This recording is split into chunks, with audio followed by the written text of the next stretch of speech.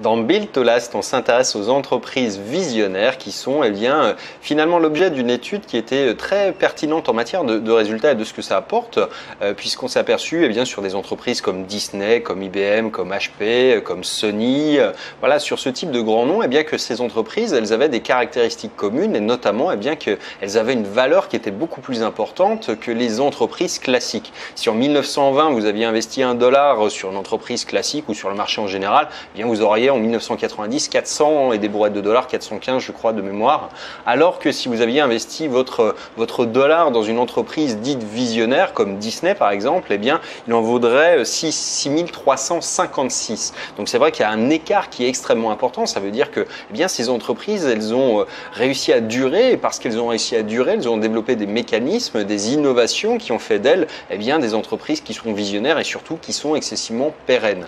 Il y a un élément qui est très intéressant également qui ressort de cette étude, c'est qu'au départ, il y a eu beaucoup d'entreprises qui se sont créées sans même avoir d'objectifs ou d'idées vraiment exceptionnelles. C'est un petit peu voilà, comme Sony qui a été fondé et finalement il n'y avait pas d'idée de produit. Ils n'ont pas pensé à inventer le baladeur ou l'électronique ou quoi que ce soit.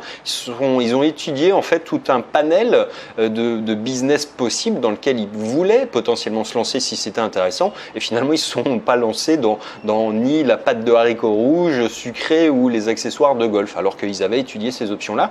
De la même manière, HP était fondé sans avoir l'idée de faire de l'informatique non plus. Donc c'est vrai que là on s'aperçoit que l'idée finalement de ces entreprises, elle n'est pas essentielle dans leur réussite, dans leur durabilité également, mais que ça tient également à des succès qui sont de longue haleine et à un côté visionnaire effectivement d'imposer peut-être quelque chose à contre-courant, un petit peu comme Boeing quand ils ont planché sur le 747, ils ont investi énormément de temps, d'argent, de ressources. À un moment, il y avait plus de 60% des employés de Boeing qui étaient affectés à ce programme-là alors qu'il n'y avait pas de vente, et c'est 86 000 personnes qui bossaient dessus alors que pas grand monde y croyait. En plus, il n'y avait pas de commande du tout. Donc finalement, c'était quelque chose où il faut vraiment aller à contre-courant. C'est un petit peu la même chose que la conquête spatiale qui a finalement donné là.